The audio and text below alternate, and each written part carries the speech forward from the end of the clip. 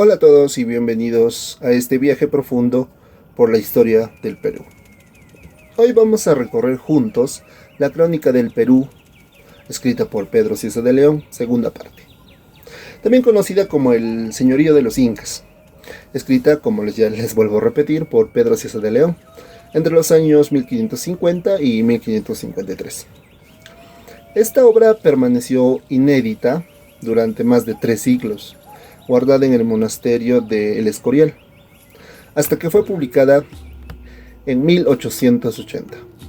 Es un testimonio único que nos permite conocer cómo funcionaba el Tahuantinsuyo. Todo esto antes de la llegada de los españoles. Bien, hablamos un poco de cómo se presenta Cieza en este libro, ¿no? Cieza se presenta como un investigador incansable y que decía, yo he procurado de inquirir y saber la verdad. ¿Por qué? Porque Cieza escribe dejando claro que su intención era recoger testimonios reales, directos, de los propios indígenas. Imaginemos a Cieza como un reportero del siglo XVI, por ejemplo, caminando miles y miles de kilómetros por los caminos incas, entrevistando a quienes, a curacas, sacerdotes y ancianos, anotando cada detalle en sus cuadernos. Su mirada no es la de un conquistador, sino la de un observador que intenta comprender un mundo distinto. Entonces, ¿qué podemos decir un poco de esto? Que Cieza no llega, como quien dice, con las armas, sino llega con su lapicero o con su lápiz y su cuaderno. Entonces, él trata de expresar o de contarnos en su libro cómo era el Perú en esas épocas, ¿no? Bien. Hablemos un poquito del contexto histórico y el origen de este libro como tal. Pedro Cieza nació pues en 1520 en Llanera, en España, y llegó al Perú con apenas 23 años de edad. Su primer proyecto era monumental. ¿Por qué era monumental?, se preguntarán. Porque quería dividir la historia del Perú en 4 partes. La primera sobre la geografía y descripción del territorio, que se publicó en 1553. La segunda pues trataba sobre los incas, pero esta quedó inédita, como les mencionaba. La tercera trataría las guerras civiles entre los conquistadores, y la cuarta los descubrimientos posteriores, ¿no?, a esta. La muerte lo sorprendió en 1554 con tan solo 34 años de edad. El manuscrito de esta segunda parte viajó a España y quedó guardado en El Escorial. Fue redescubierto en 1873 por Marcos Jiménez de la Espada, quien publica este libro, Crónicas del Perú, segunda parte, en el año 1880. Sin esta parte, nuestra visión del Tahuantinsuyo estaría incompleta, básicamente, ¿no? Es como si tuviéramos un rompecabezas sin la pieza central. Pero gracias a Cieza de León podemos reconstruir la historia de los incas con detalle y orden. Pero, ¿qué hace especial a esta obra? Es que en esta obra Cieza no se limita a repetir lo que otros cronistas decían, ¿no? Que digamos que los incas eran monstruos o que los incas eran salvajes y cosas así que todos los cronistas decían. ¿Por qué? Porque él mismo aclara que dice: he visto y he oído de muchos indios principales. Entonces, como les decía antes, ¿no?, él recolectaba relatos de los curacas, de los sacerdotes, de los incas básicamente. Pero, ¿esto para qué? Para mostrar que su fuente era de testimonios directos, como les digo. Esto le da un valor único, porque recoge la voz de los vencidos, aunque filtrada por su mirada europea, obviamente. También hablemos un poco ahora de su organización política y económica. Pues el Tahuantinsuyo estaba dividido en 4 suyos. Todos los conocemos, ¿verdad? Tenemos el Chinchasuyo, el Antisuyo, el Collasuyo y el Cuntisuyo. Cada región tenía su propio curaca, ¿cómo decirlo?, su propio presidente, su propio alcalde, ¿ok? Pero todos respondían al Zapa Inca, como que un presidente general, o el presidente principal, vamos a decirlo así. El sistema de la mita era fundamental. ¿Por qué? Porque era trabajo rotativo y obligatorio. Cada ayllu enviaba a los hombres para construir carreteras, tambos, puentes o trabajos en mina como tal. Pero ¿qué era un ayllu? Consideran que el ayllu era como el territorio. Entonces, digámoslo así, ¿no? Cada territorio enviaba hombres para construir carreteras, tambos, puentes o trabajar en las minas. Si eso señala que todos servían al Inca sin queja, porque el trabajo era visto como un servicio al bien común. No era como una obligación, no era que ahora pues no, yo trabajo porque quiero dinero, no, sino simplemente ellos trabajaban por el bien común. Los colcas. ¿Qué serán los colcas? Los colcas eran grandes almacenes estatales. Guardaban maíz, papa y carne seca. Porque en tiempo de hambruna o en tiempo de sequía, que en todo lugar pasa, pues el Estado repartía alimentos. Imaginemos esto, un mercado nacional que abastece a millones de personas sin caos ni desigualdad. Podemos decir, ¿no?, que en ese tiempo no esperaban un pago para darles estos productos, sino simplemente era pues lo que el Inca estaba en derecho a dar a todos los habitantes de su ayllu, ¿no? Este sistema pues permitía que el imperio funcionara como una máquina bien engranada, como que tú trabajas, no te pago nada, tú trabajas gratis, pero cuando digamos necesiten comida, pues el gobierno, el Inca por así decirlo, les daba la comida sin cobrarles, por así decirlo, ¿no? Y pues básicamente la economía no dependía de la moneda, sino del trabajo colectivo y la redistribución.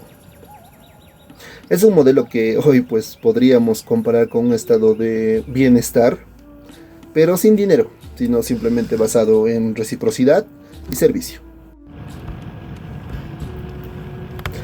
También tenemos las características principales según Cieza de Leo en cuanto a la agricultura. Tenemos los andenes, donde pues Cieza decía que son terrazas agrícolas construidas en las laderas de las montañas, y pues estas permitían aprovechar el espacio y controlar la erosión. También observa la irrigación, que son canales y acueductos que distribuían el agua desde los ríos y manantiales, y sí se lo describe como los incas hicieron maravillas entre las aguas a donde eran menester. Tenemos los cultivos, por ejemplo el maíz, la papa, la quinoa, el ají, la coca. Cada piso ecológico tenía pues productos específicos, ¿no? Su almacenamiento, como ya les había mencionado, que eran los colcas o depósitos, ¿no?, donde se guardaban alimentos secos, el maíz, el chuño, el charqui. Estos aseguraban pues reservas para las épocas de crisis. Los productos principales de los incas serían pues la papa, que era la base alimenticia, y esta pues a veces se transformaba en chuño para conservarla. El maíz, que era pues el más común, usado en comidas y en la chicha ritual, ¿no? La quinoa y kiwicha pues eran granos nutritivos que hoy se consideran superfoods, vamos a decirlo así. La coca pues era una planta sagrada, no como ahora, ¿no?, que se conoce como algo ilegal. Y pues en esas épocas eran utilizadas en rituales y como estimulantes en el trabajo. Cieza de León pues cuenta que los incas levantaron andenes en las montañas como si fueran escaleras gigantes que transformaban las rocas en campos fértiles. El agua era conducida por canales que aún hoy siguen funcionando. En los depósitos llamados colcas se guardaban toneladas de maíz y chuño, asegurando que nadie muriera de hambre en tiempos de sequía. La agricultura no era solo trabajo, era también pues religión. El maíz se convertía en chicha para las fiestas del Inti Raymi y la coca se ofrecía en rituales. Así que pues cada semilla estaba ligada a la vida espiritual y política del imperio incaico. Ahora hablemos un poco sobre la religión y costumbres. Y dice en el libro, la religión inca era el eje que sostenía la vida cotidiana. El Inti, o sea, pues hablamos del sol, era la divinidad principal de todo el incanato, ¿no? Considerando el padre de todos los incas. Por ejemplo, el Coricancha, en Cusco, era su templo más importante, con paredes recubiertas de oro y jardines donde las plantas eran hechas de metales preciosos. Allí se realizaban ceremonias en la que pues las momias de los incas eran sacadas en procesión, vestidas y alimentadas como si aún vivieran. En ese punto, pues Ciesa describe con mucho asombro, ¿no?, cómo los incas trataban a sus muertos como seres presentes, integrados en la vida política y religiosa. Pues en la actualidad tenemos algo parecido, que es Semana de Todos los Santos, pues donde nosotros, bueno, en la cultura actual, se festeja, ¿no?, que una vez al año te visitan tus seres fallecidos. Pero ¿qué pasaba en el incanato según Ciesa de León? O bueno, como él lo cuenta, ¿no?, que a las momias de los incas pues los vestían. No era como que un espíritu los visitara ni nada por el estilo, sino que decían que ellos seguían presentes allí. Entonces los integraban así, ¿no?, en su vida política, en su vida religiosa. Las aclias, se preguntará qué son las aclias, ¿no? También son llamadas vírgenes del sol, pues eran mujeres seleccionadas desde niñas. ¿Para qué? Para servir en los templos. Estas aclias tejían, preparaban chicha y participaban en rituales. Su rol era tan importante que se les consideraba un puente entre lo humano y lo divino. En cuanto a las costumbres, pues la vestimenta diferenciaba a nobles y comunes, vamos a decirle así. Los nobles usaban túnicas bordadas con símbolos de su región, mientras que los campesinos pues vestían ropa sencilla de lana. La alimentación era variada, desde maíz, papas, quinoa y carne seca. Algo muy importante que rescatar de ahí es pues el chuño, que sería básicamente la papa deshidratada, que era esencial para viajes largos. Imaginemos esto, de todo esto que hemos hablado. El Coricancha era como el Vaticano andino, digámoslo así, ¿no? Un lugar donde religión y política pues se unían. Las aclias eran como las monjas en los conventos, en la actualidad, claro, pero con funciones productivas y rituales. Y pues el chuño, ese alimento que podía durar años, era como una despensa portátil que aseguraba la supervivencia en cualquier circunstancia. Por ejemplo, la papa se puede malograr en una... Imaginemos una guerra. La papa se malogra, el maíz se malogra, la carne seca aguanta, ¿no? Pero ¿con qué se come? Entonces, ahí es donde entraba el chuño, que era básicamente papa deshidratada. Y pues se podía hervir, cocinar, y pues se comía con la carne seca, con el famoso charqui, ¿no? No olvidemos también las fiestas incaicas según Ciesa de León, ¿no? Vamos a mencionar algunas. Tenemos el Inti Raymi, que es pues en el solsticio de invierno. Esto más o menos por junio. Es un agradecimiento al tío Sol por sus cosechas, ¿no? Pero ¿cómo lo describía Ciesa? Pues Ciesa decía que el Inca encabezaba la procesión hacia el Coricancha, donde se sacrificaban llamas y repartían chicha, ¿no?, preparada por las aclias. Era la fiesta más solemne y multitudinaria. En la analogía actual podemos considerarlo como el Año Nuevo Andino, donde se renovaba la relación con la divinidad principal.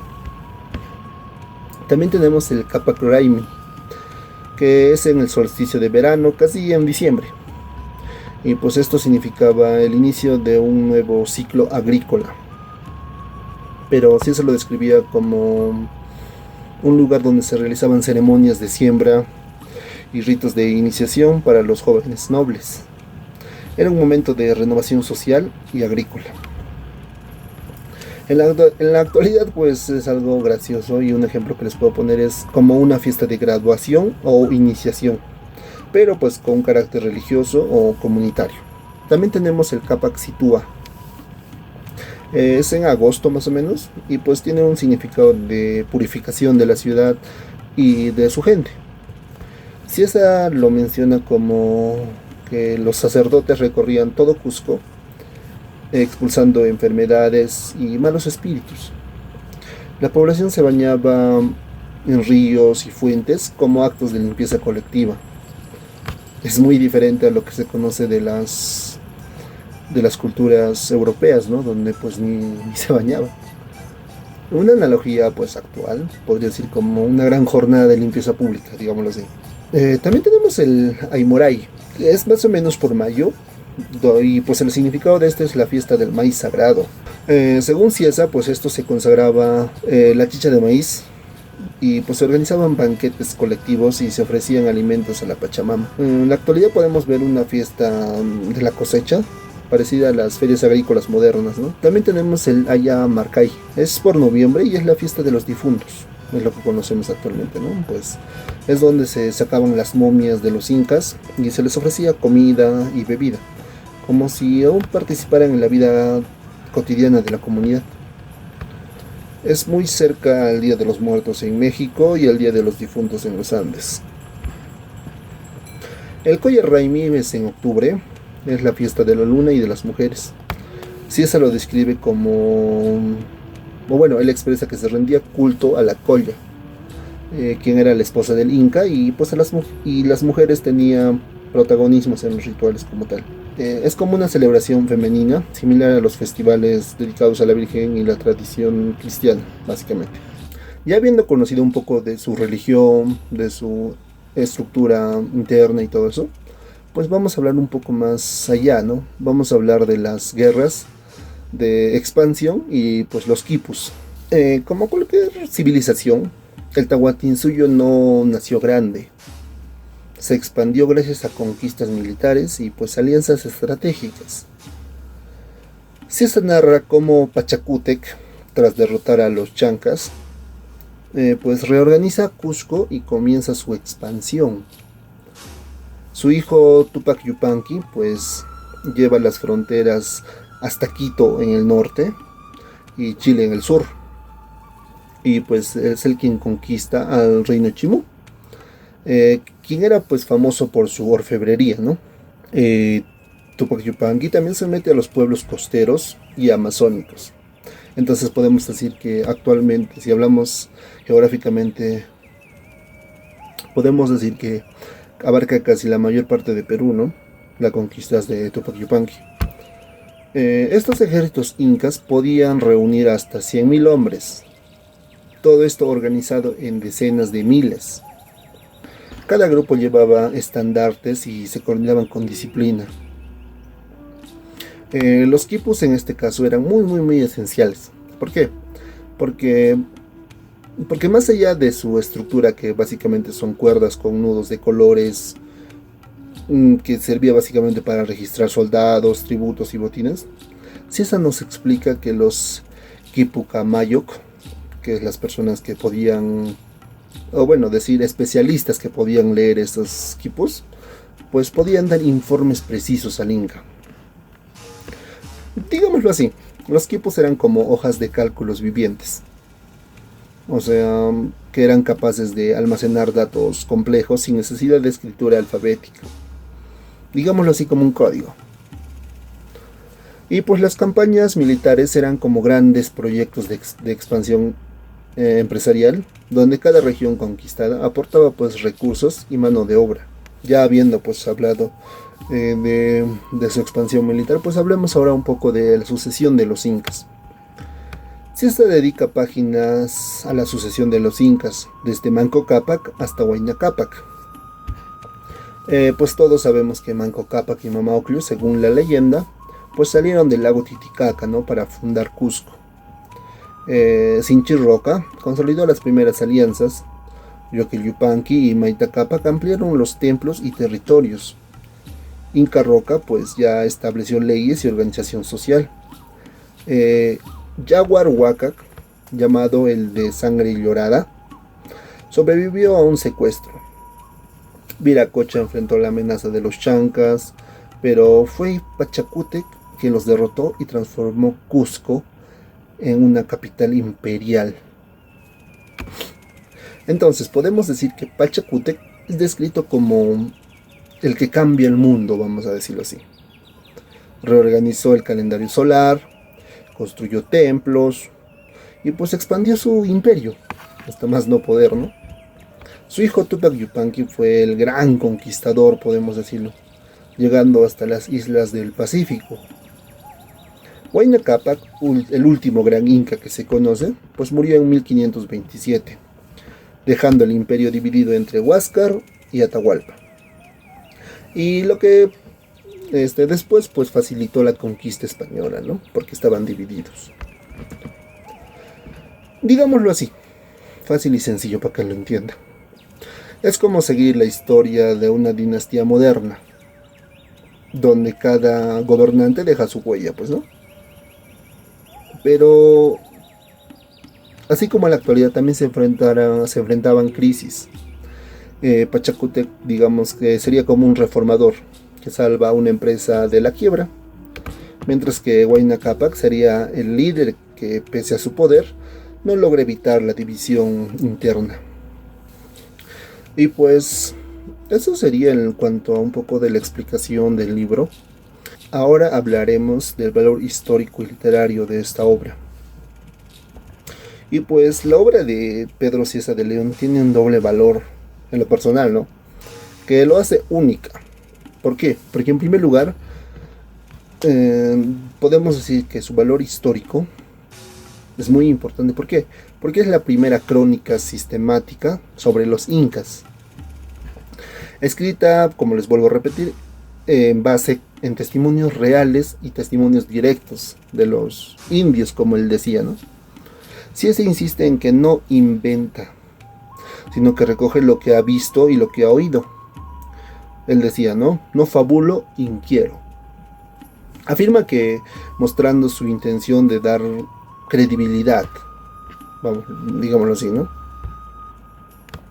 Y esto es fundamental, porque muchos cronistas de esa época, pues escribían desde la perspectiva de los conquistadores, digámoslo así, magnificando sus hazañas y pues minimizando la voz de los pueblos, ¿no?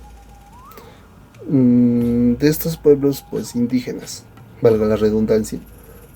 Pero Cieza en cambio pues se esfuerza por dar orden y coherencia a lo que los propios incas contaban.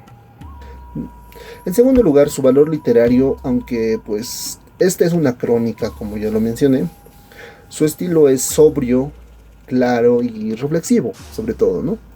Porque no se limita simplemente a narrar hechos, sino que nos va a introducir comentarios morales. En primer lugar nos va a advertir sobre el peligro de la ambición y pues la codicia, y señala cómo estas pueden destruir sociedades enteras, como es el caso del Tahuantinsuyo.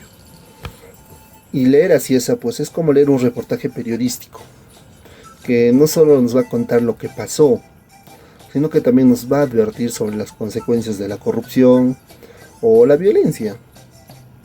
Y pues es un texto que mezcla datos con reflexión, anticipando el estilo moderno de la historia crítica, ¿no?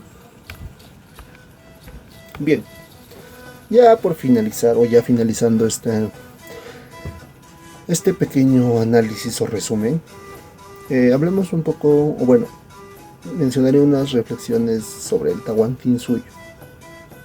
El Tahuantinsuyo, tal como lo describe pues Cieza, era un imperio complejo y pues bien organizado. Su sistema político, económico y religioso estaba diseñado para mantener la cohesión de millones de personas en un territorio inmenso.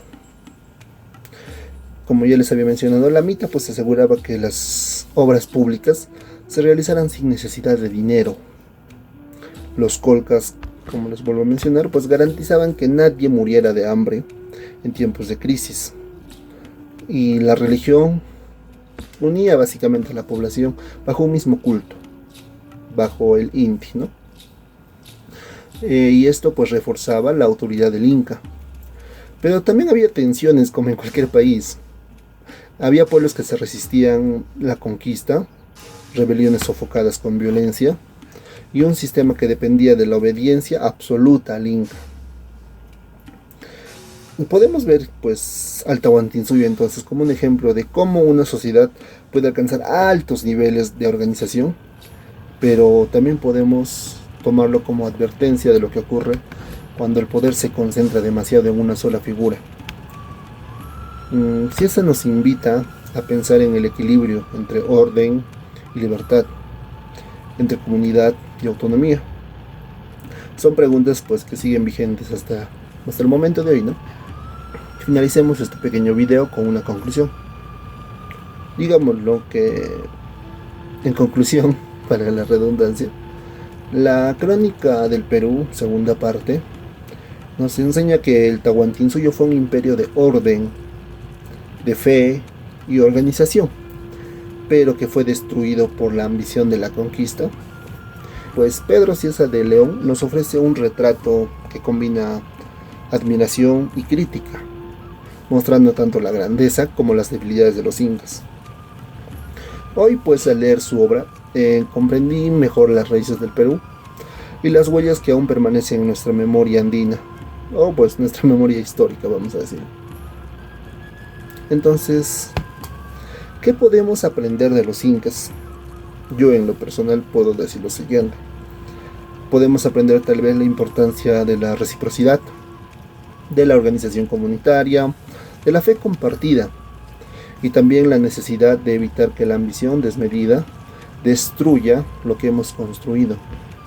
Y gracias por acompañarme en este recorrido. Si quieren seguir explorando un poco de las crónicas coloniales y su impacto en nuestra historia, pues suscríbanse, comenten y compartan este video. La memoria andina vive. Gracias.